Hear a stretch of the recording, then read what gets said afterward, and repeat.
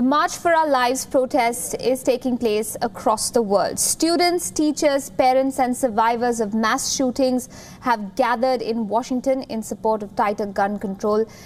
They're joined by many others who may not have lost loved ones to gun violence but feel that it's time for change in the laws in the United States.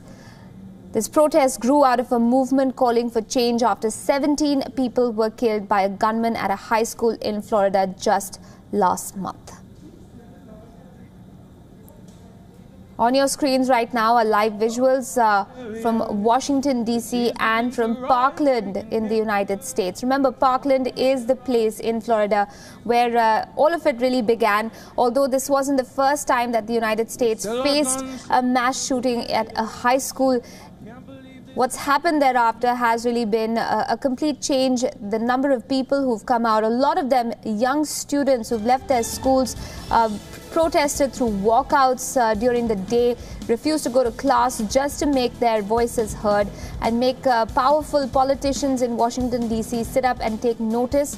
They're demanding stricter gun laws. They want one law at least to sort of look into gun violence in the United States and how it affects young people. They want their schools to be safe.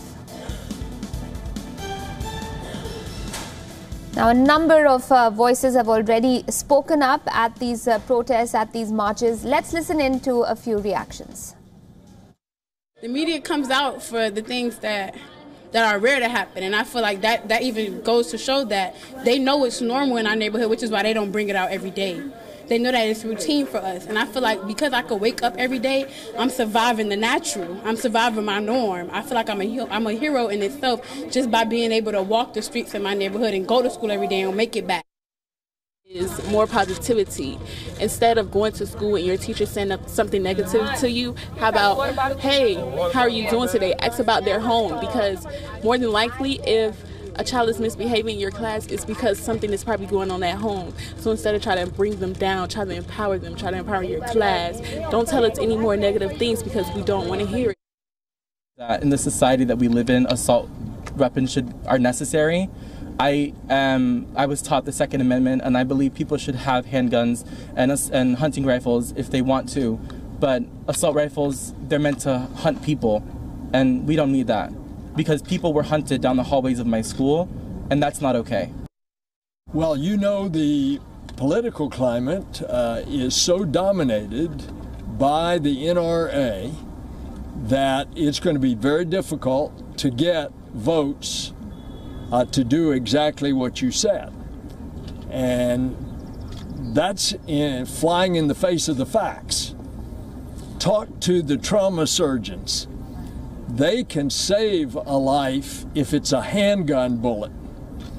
But if the bullet is from an assault rifle, it is 3 times the velocity and it hits with the energy 9 times the energy of a handgun bullet. And therefore, the trauma surgeons will tell you that it is very difficult to save the lives of someone that has been hit by one of these high-powered weapons. Right, so lots of voices there speaking up, asking for tighter legislation when it comes to guns in the United States. Joining me on the broadcast tonight is Richard White. He's the Director and Senior Fellow, Center for Political Military Analysis at the Hudson Institute. He's joining us from Washington, D.C. Also with me is Laura Alderman. She's a journalist joining us from Scotland. And Ashley White is speaking with us over the phone line from Florida. She is a journalist as well. Thank you all three for speaking with us. Ashley, I'll come to you first. How big is this protest where you are right now? Give us an idea of how many people have gathered there for this march. Hi, thanks for having me. So here in Tallahassee, which is the capital of Florida, there's probably about 1,500 people here. They're gathered at one of the local colleges, and then they'll walk up the street to the Capitol and stand on the steps, which is pretty typical of where protests happen here in town. And it's a nice wide range of people. I see someone, with their small child in a stroller. I talked to somebody who was 68. I mean, it's a wide range of people who are here who come out to protest today. Right. And what exactly do you feel has struck a vein with these people? What's brought them out in the streets? What's been different this time around? I think they're scared. You know, I would talk to a girl who goes to one of the local high schools here, and she's scared that this is going to happen at her school too. And her mom is also afraid. And her brother, there was a bomb threat at his school, and so her mom kept her brother home. So I think they really want to see change because they feel it affecting them. And then here in Florida too, the governor just passed a All right, we've lost our connection with Ashley. We will, of course, try and reconnect with her. But as she was pointing out, a number of people from different walks of life across the spectrum, really speaking, coming out to join that protest in Tallahassee, the capital of Florida. Right, let me go across to my other guests this evening, Richard Weitz and, of course, Laura Alderman. Laura, first to you, why is this protest, found an echo in Scotland?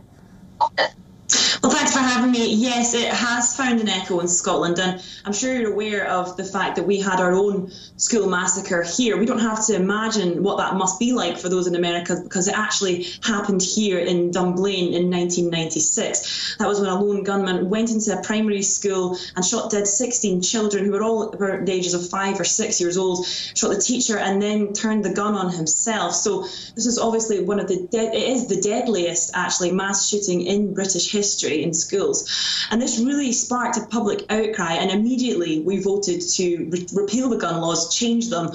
So now access to firearms for private firearms is completely unallowed. So now you're not able to buy a gun anywhere in Scotland. You're not allowed to go into a shop, buy one, not just for Scotland, for the rest of the UK. So I actually went to the march in Edinburgh this morning. There was about 100 people there, again, from all different walks of life, different ages, not just Scottish people, Americans as well. People who spoke, the speakers who were there, many of them lost family and friends in the Dunblane massacre, and they were speaking today, which was incredibly emotional. And there was also Americans as well. I spoke to an American teacher who now lives in Scotland, and she said that now she lives here, she feels much, much safer. And in actual fact, she says teachers in the US are essentially being asked to go into combat, and they're teaching kids how to lock doors and barricade themselves, and it's just not right. So she feels much safer, and her family feels safer now in Scotland. Right. Richard, can I ask you what your position or your stand is when it comes to these protests and the voices that are asking for stricter gun laws? Right. Just by way of background, of course, we've seen these kind of movements before in American history. When I was growing up, it was more against Vietnam, pro-civil rights. But I think it's understandable that the students are concerned about gun violence. It's something that the political system has found it's been stalemated. There's been efforts to try and improve the regulations, but there's just a political deadlock. And so I think that by going outside the political system, trying to rally mass support, this may be a way to move us, which I think the way we should be going was a bit more control on particularly weapons that are really designed for combat, and they shouldn't be available to a typical buyer. Right. So I'm assuming and gathering from your response that you are in favor of limited changes to the gun laws as they stand right now, but not entirely asking them to change, across the board. Well, no, I'd never advocate across the board changes in laws. They're so complicated. But I could definitely see, particularly I'm concerned about, as I said, weapons that are really, they were developed for military use and they can kill a lot of people very easily, and that shouldn't be available for a typical person. And then we need better tracking, better methods to keep people who could do harm to others away from weapons. I mean, my point of view is somewhat based on what I had the benefit of growing up in Europe for a bit, and since people don't commonly have weapons there,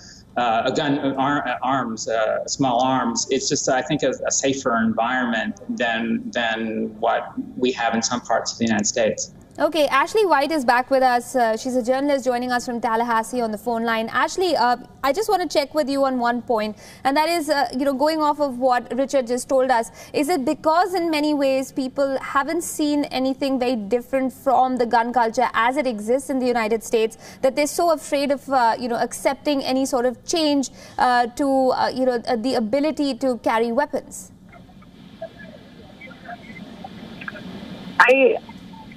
It seems that people here are excited that there's been change. Especially in Florida, there hasn't been any change to gun laws in more than 20 years before this legislative session. And so I think they really find these students from Parkland inspiring that they can come out and make a change and make a difference. And they're hoping to ride off of that inspiration and change and hoping that what they feel is necessary will be heard.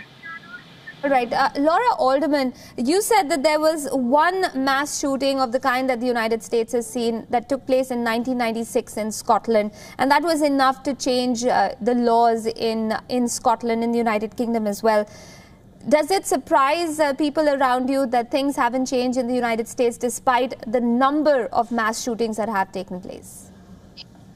Absolutely, yeah. It's something that we obviously see far too often on the news, and it seems to be happening all the time. And people in Scotland are really, and the rest of the UK, and I'd say for a lot of Europe as well, are just asking, how many more times does this have to happen? How many more scenes do we have to see like this on the news before change can happen? Scotland's message really is, it only had to happen once here, and that was enough for us to change the laws. So it really, really should be the same in America. And what's happened recently is the students, the survivors of Dunblane, actually sent an open letter to the students at Parkland, the survivors there. 78 of them signed it saying, we support you, and there's so many similarities between what happened. So it's the support from the people in Dunblane, the support of people in the UK and the whole of Scotland has really, really come out today, and I just hope that this will make a change. And surely hundreds of thousands of people on the streets all over the world, what else is it going to take to make change and for people to listen? Absolutely, and I think the beauty of all of this is the way people have come together, no matter which part of the world they're in. We're going to have to leave it at that, but I'll thank all three of you, Richard White, Laura Alderman, and of course Ashley White, for joining us this evening and sharing your perspective with us on a story that has, of course, captured the world's attention, and one that we'll be touching base on at about 9:30 p.m. IST once again to get an update on some other aspects, some other cities where the movement has started to take place.